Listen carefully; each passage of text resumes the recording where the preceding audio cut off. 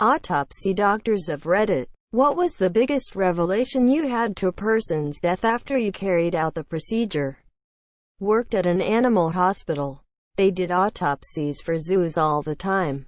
An alligator died, and they shipped it to the hospital, refrigerated etc. to stop the decay. They took it out and put it up on the table. After doing all the paperwork, they started opening up the alligator. After the first cut, the alligator opened its eyes. Turns out it wasn't dead. The hospital vet mistook an illness for death, and the low temperature put it basically into a coma. Edit. Unfortunately, this is all the information I know on this story. It's been 7 years since I worked at that place. I worked at a coroner's office for a while, and once we had a guy who we thought had died from an OD on meth. Well, we started the autopsy and I went to cut his lungs out, and blueberry muffin mix started coming out of the monsieur. I stuck my finger in his mouth and it was full of blueberry muffin mix, and it was in throat. Turns out he got just high enough to pass out while eating the muffin mix, and he ended up choking to death. During my internship rotation a couple of years back, a 40-year-old guy came in because he suddenly collapsed while drinking with friends. He came in unresponsive, mouth bleeding, and not breathing. So we had to intubate monsieur for some reason. The endotracheal tube, the stiff tube placed inside the trachea to help the patient breathe, won't go in, but we managed to suction copious amounts of blood clots. After CPR, still with unsuccessful intubation, so we had to bag him with a face mask. The patient was declared dead and diagnosed with a ruptured abdominal aortic aneurysm during the autopsy. They found out that the guy was apparently shot by a gun from the top of the head. The entry wound was obscured by his hair and was barely bleeding at all, and the bullet somehow went through the back of the guy's throat and made a hole behind the base of the tongue, which the endotracheal tube kept slipping into. I did the autopsy of both the robber and his victim. The robber shot the victim in the back when he tried to escape in a motorcycle, and the robber was shot by the police in the exact same situation. What's interesting is that they both died by exactly the same lesion. Both of them had their fourth lumbar vertebra shattered and their aorta, main artery of the body, sectioned at the same level. I thought of it like an extreme example of instant karma. Training in the medical examiner's office. Elderly woman found dead by herself in her home. There was nothing suspicious, so I was given the case. Took out all the organs. Dissected everything. Completely unremarkable. I cut through the larynx as the last step before I could clean up and finish the case, and boom. Giant piece of chicken lodged in her windpipe. Died choking on dinner. Not a doctor, but a whole-body scientific donation technician. I'm the person who dissects cadavers after they were donated. We very commonly would get young cases, normally overdoses. Had a mid-30s female. Went to medical examiner prior to donation, but they only did an external evaluation. I went to check her genitals to see if I could palpate a uterus. Found a condom full of pills. Similar to most. The body became a crime scene and we couldn't touch her. When we finally were able to continue, they asked us to photograph the pills to send to the examiner's office. They were mostly Advil and Zyrtec. Easily one of the weirdest things I've ever found. When my parents were in medical school, they attended an autopsy of a patient who had died in a car accident. Autopsy revealed that apparently this guy had survived a chest shot in Vietnam years ago that the medics left in rather than perform risky surgery.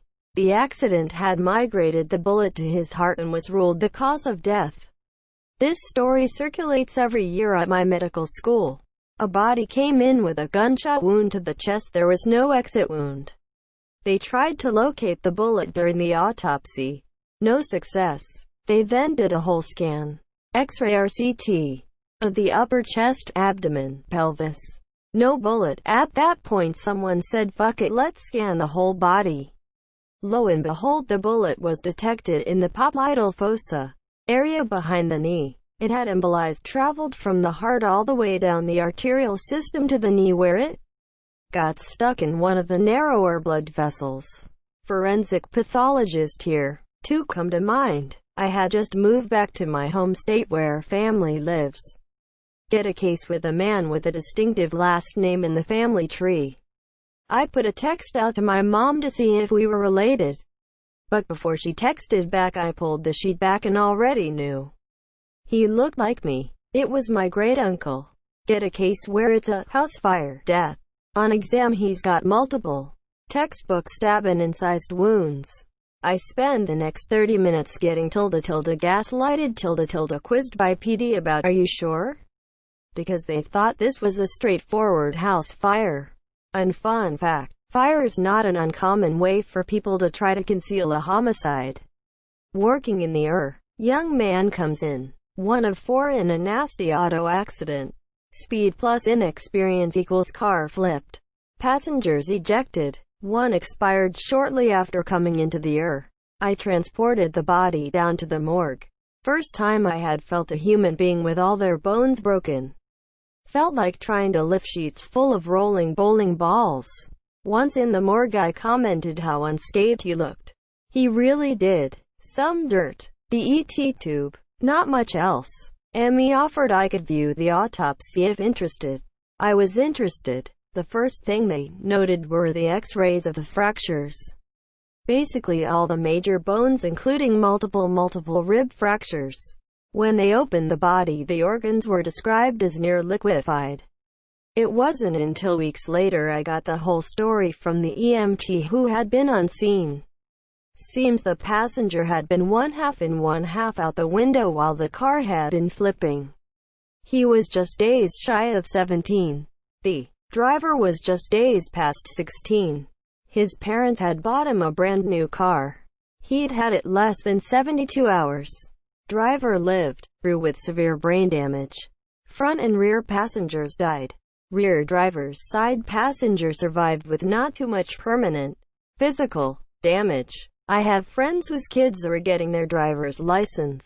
I never pass up a chance to drop that story on the monsieur. I've seen a lot of effed up things in my healthcare career. That is one of the grand total of 3 that make me tear up.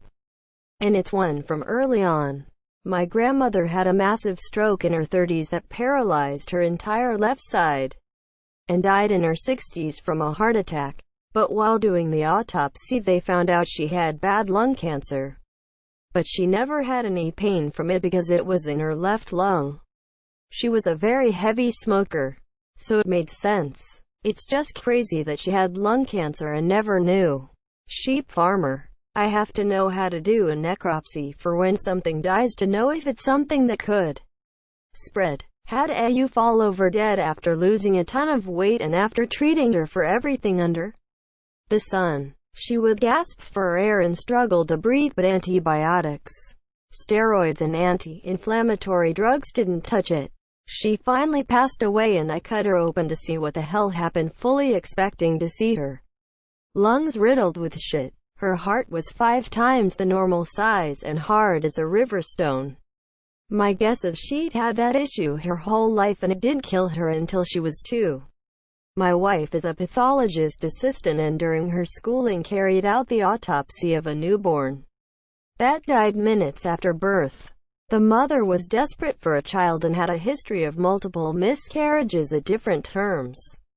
This was her first time making it full term and all prenatal checkups revealed no problems. The delivery was difficult, but successful, and baby was alive for a short time. Skipped autopsy. All signs point to baby being fully developed.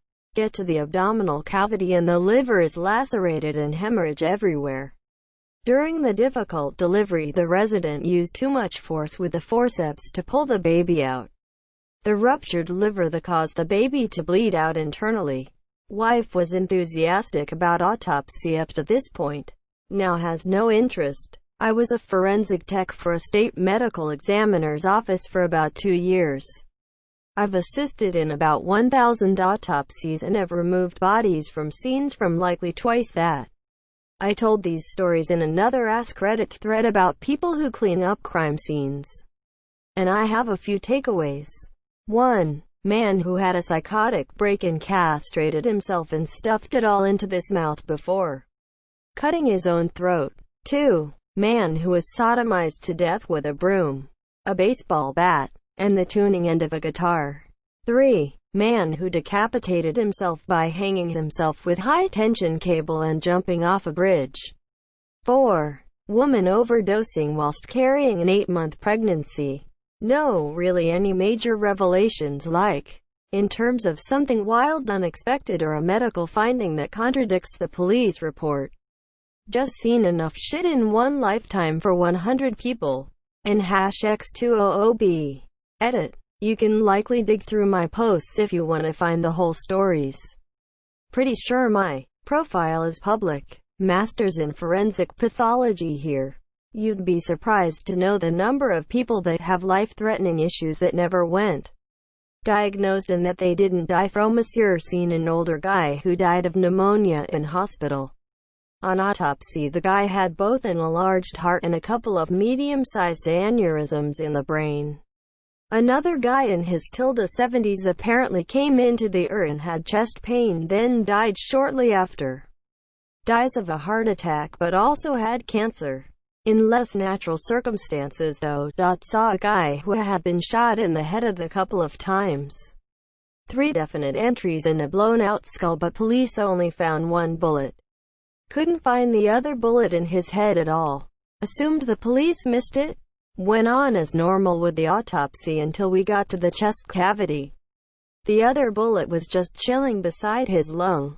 Turns out it entered the skull, hit the inside, ricocheted down his neck and into the chest. That was pretty wild. Not exactly an autopsy per se, but it was a patient found unresponsive. With CPR in progress by EMS. The man was clearly homeless. Based on his appearance and smell, he reportedly had not been seen for several days by his friends, and was eventually found behind a fast food restaurant dumpster. We were briefly able to get a pulse back, and when the nurse cut his pants off to place a catheter, we saw the cause. He had fashioned some sort of makeshift cock ring out of the neck of a plastic bottle.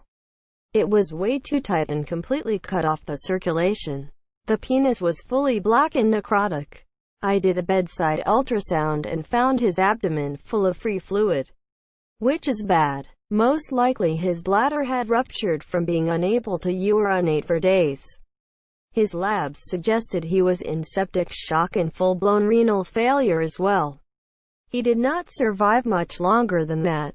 Edit. I remembered another one. In my final year of training, we had a cadaver lab to practice advanced airway management techniques, e.g., difficult intubation, crocothyroidotomy, etc. While I was helping an intern do a basic intubation, she commented the tube wouldn't pass. I think she has some kind of growth or mass in her airway. I took a look, asked for some forceps, and pulled a half-eaten hot dog out of her larynx. It of course had been embalmed along with the rest of her. Cause of death identified. I was in charge of making copies of all evidence to be used in the trial of Donald Harvey in 1989. He was known as the Angel of Death. One bit of evidence was an autopsy photo of an exhumed elderly woman. The examiner was holding with tweezers an 18-inch piece of cotton being pulled from her throat. Harvey liked to stuff cotton so far down into the victims' throats that it could not be seen. I still can't shake the image from my brain. I may be late to the party, but I finally have a good story to tell.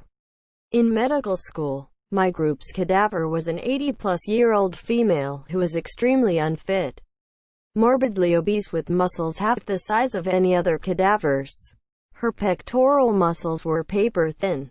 To get some reference, we figured she was bedridden during her last few months, which would somewhat explain these findings. When we started our neurology unit and began to dissect the infratemporal fossa, I discovered a small metal pellet under the skin behind her right ear.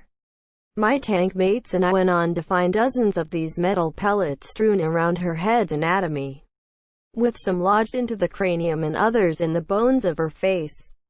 We contacted her living relatives to get some clarification, and they ended up revealing that when This lady and her brother were children. They said she was 8 years old. They were playing with an old decorative rifle that the family had mounted above the fireplace. Long story short, the brother accidentally discharged the rifle into the girl's face. The aftermath was this lady was blind and wheelchair-bound for the rest of her life. And the pellets weren't all removed. It was an interested dissection with that information from then on, but a sobering moment in reminding our class that our cadavers are humans with their own struggles and rich lives. If you're considering donating your body to science, please know that we don't take the responsibility lightly, and a million thanks aren't enough.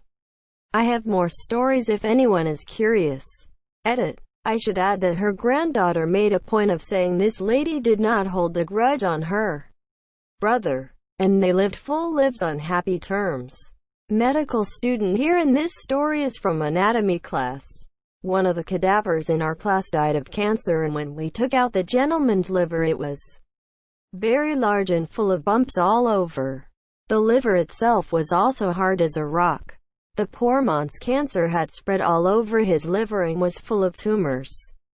It really hit home that this was what cancer was like and demonstrated its pure destructive nature. My dad used to perform autopsies. His best story was that they were brought a body that has no real indication of any issues. After examining the body, the only thing of note was that there was blood coming out of the guy's rectum. Here they begin the autopsy, and the guy's organs are completely liquefied and the body cavity is filled with lead shot. It became apparent really quickly that someone had shoved a shotgun up his ass and pulled the trigger. This was in the 70s, and I still have to wonder what this guy did to piss someone off enough to get a shotgun up his ass.